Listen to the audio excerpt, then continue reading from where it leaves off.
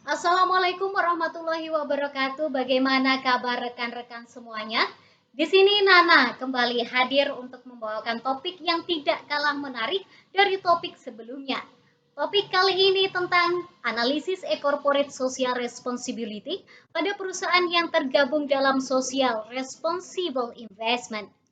Pengungkapan corporate social responsibility atau tanggung jawab sosial perusahaan telah menjadi bagian yang tak terpisahkan dari kebijakan dan praktik dalam sebuah perusahaan. Kegiatan pengungkapan CSR tersebut dirujuk dari prinsip good corporate governance mengenai pengungkapan transparansi informasi perusahaan.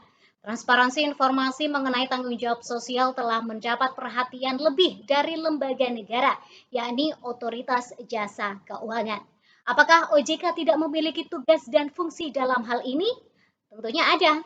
Tugas dan fungsi OJK adalah sebagai penyelenggara sistem pengaturan dan pengawasan yang terintegrasi terhadap keseluruhan kegiatan di dalam sektor jasa keuangan. Terbukti pada pertengahan tahun 2015, OJK selaku lembaga regulator mengesahkan peraturan Otoritas Jasa Keuangan nomor 8 garis miring POJK.04 garis miring 2015 tentang situs web emiten atau perusahaan publik. Dalam peraturan OJK tersebut mewajibkan situs web emiten atau perusahaan publik memuat sedikitnya mengenai informasi umum perusahaan, informasi bagi investor, informasi tata kelola perusahaan, dan informasi mengenai tanggung jawab sosial perusahaan. Perumusan peraturan tentang tanggung jawab sosial minimal memuat beberapa komponen, yaitu mengenai kebijakan, jenis program, dan biaya. Dari ketiga komponen tersebut, terdapat beberapa subinformasi yang wajib diungkapkan, yaitu terkait dengan informasi lingkungan hidup, informasi praktik ketenaga kerjaan, pengembangan sosial dan kemasyarakatan, tanggung jawab produk, dan informasi mengenai hubungan dengan konsumen. Komponen-komponen pengungkapan yang diatur oleh OJK tersebut telah sesuai standar pengungkapan keberlanjutan yang telah diterbitkan oleh Organisasi International Global Reporting Initiative atau GRI. Menurut data dipublikasikan oleh GRI pada tahun 2015, Indonesia merupakan negara dengan jumlah perusahaan terbanyak yang menerbitkan sustainability reporting dibandingkan negara lain di Asia Tenggara. Namun di sisi lain, pencapaian jumlah tersebut sangatlah rendah.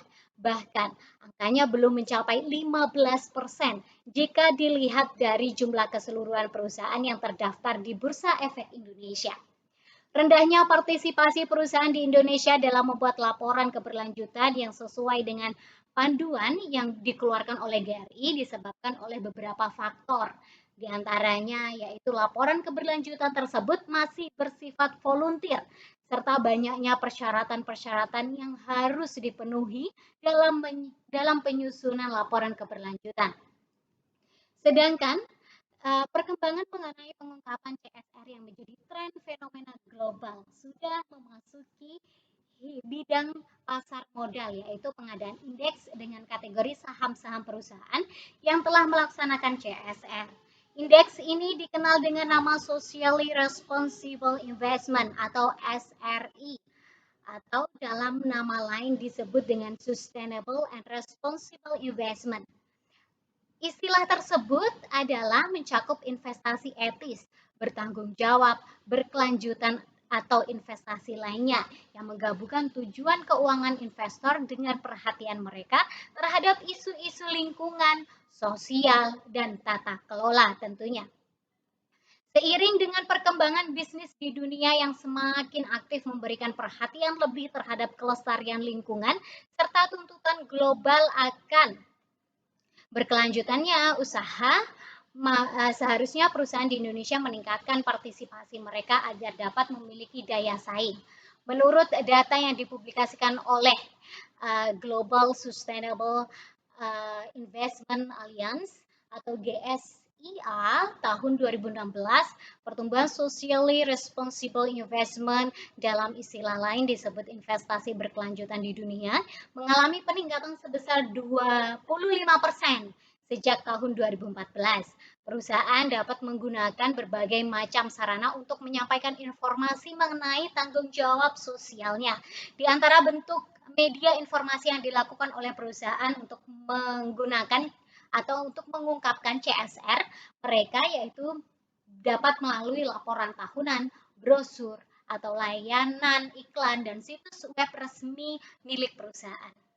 Dalam hal ini ada dua teori yang menghubungkan atau yang digunakan dalam topik kali ini, yakni teori legitimasi dan teori stakeholder. Apa itu teori legitimasi? Nah, teori legitimasi bahwasannya telah menjadi salah satu teori yang sering digunakan dalam penelitian mengenai pengungkapan CSR.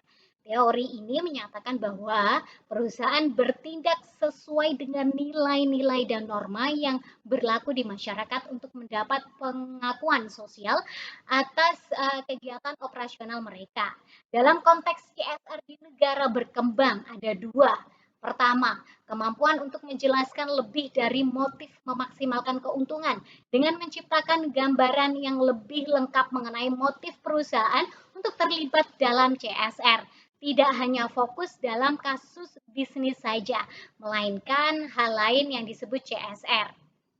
Yang kedua, legitimasi organisasi mampu merangkul faktor budaya yang membentuk tekanan institusi yang berbeda dalam konteks yang berbeda pula. Secara umum, teori legitimasi memberikan pandangan penting mengenai praktik pengungkapan sosial perusahaan. Inisiatif utama perusahaan dalam hal pengungkapan sosial lebih banyak ditemukan bisa memiliki satu atau lebih strategi legitimasi. Sebagai contoh, perusahaan cenderung akan lebih menekankan pada poin positif positif uh, daripada maksud saya lebih menekankan pada poin positif mengenai perilaku bisnis mereka dibandingkan dengan poin negatif dalam pengungkapan sosial. Itulah tadi teori legitimasi. Kali ini adalah teori stakeholder. Pasti tidak asing lagi di telinga rekan-rekan sekalian untuk teori stakeholder. Baik, dalam akuntansi, teori stakeholder dapat digunakan untuk menjelaskan bentuk pertanggungjawaban perusahaan terhadap seluruh stakeholder mereka atas kegiatan bisnisnya. Menurut teori stakeholder sendiri, perusahaan dalam menjalankan operasional bisnis bukan hanya untuk tujuan kepentingannya sendiri dan mengejar keuntungan semata, namun harus memberikan manfaat bagi stakeholder lainnya. Jadi, dapat dikatakan bahwa dukungan yang diberikan oleh stakeholder kepada perusahaan tersebut dapat mempengaruhi keberadaan dan keberlangsungan suatu perusahaan sesuai dengan definisi dari stakeholder pada umumnya, yaitu kelompok atau individu yang dapat mempengaruhi atau dipengaruhi oleh pencapaian tujuan perusahaan. Baik, menurut R.W. Roberts pada tahun 1992 menyebutkan bahwa pengungkapan sosial perusahaan merupakan media yang bagus bagi perusahaan untuk menyelaraskan hubungan dengan stakeholder lainnya. Baik, selanjutnya bagaimana sih mengungkapkan melalui situs web? Nah, di sini akan dijelaskan tentang pengungkapan corporate social responsibility melalui situs web. Telah terdapat penelitian yang mencoba untuk mengatasi keterbatasan tersebut dengan menggunakan selain laporan tahunan yaitu media lainnya. Salah satunya adalah situs web. Nah, untuk dari penelitian C.B. Roberts pada tahun 1991 berpendapat bahwa meskipun laporan tahunan dapat dianggap sebagai sumber yang paling penting dari informasi perusahaan, perusahaan pun harus diakui bahwa pengecualiannya dari sumber informasi lain dapat menghasilkan gambaran yang lebih lengkap dari praktek pengungkapan. Berbeda dengan C.B. Roberts. Kali ini ada pendapat dari Zegal dan Alumet pada tahun 1990 untuk menganalisa perbandingan tingkat penggunaan mengungkapkan melalui iklan dan brosur dengan laporan tahunan pada bank dan perusahaan minyak.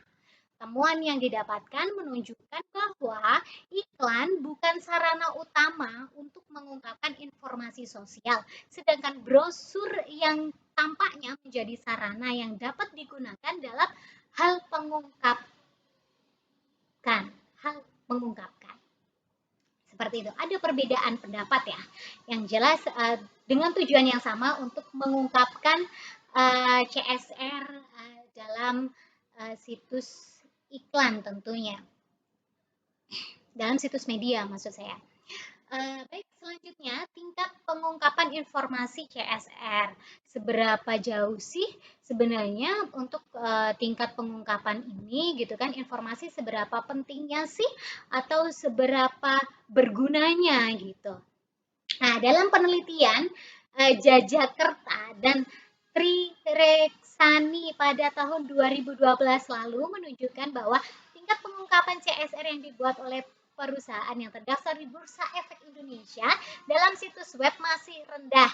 Artinya hanya 10 perusahaan dari 110 jumlah sampel perusahaan yang mendapatkan rata-rata skor tinggi untuk indikator pengungkapan CSR.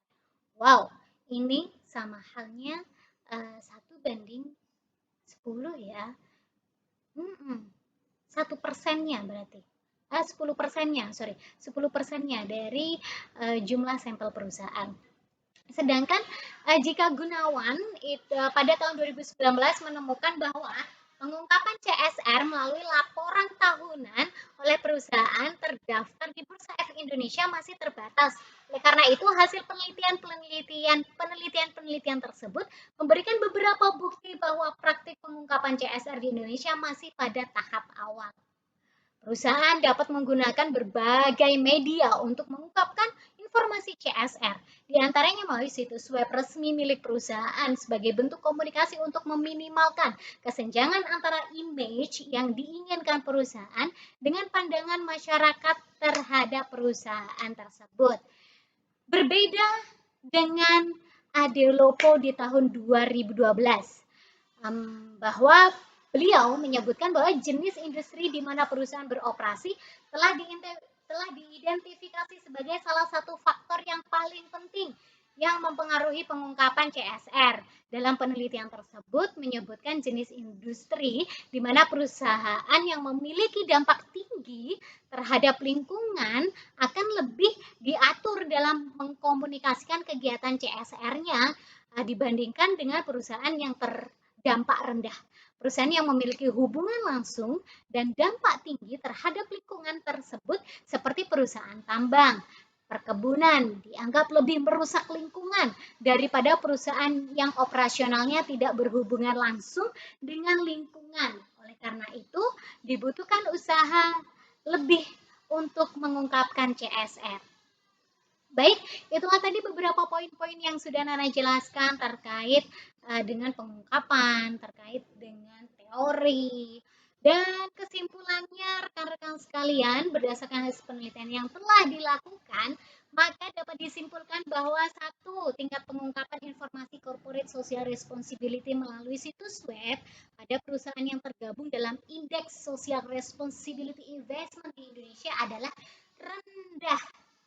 Yang kedua, terdapat perbedaan tingkat pengungkapan CSR melalui situs web pada perusahaan yang tergabung dalam indeks Socially Responsible Investment di Indonesia menurun sektornya.